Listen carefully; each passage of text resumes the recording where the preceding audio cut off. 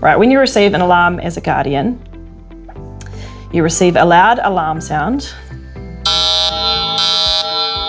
and an alert page. To access the alarm, tap Respond, and this will take you straight into the alarm page.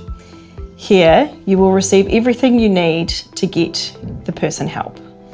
If you scroll down, you can see the location along with the address. You can play the recording and hear exactly what is happening. And then if you need to, you can respond to the person and let them know that help is coming.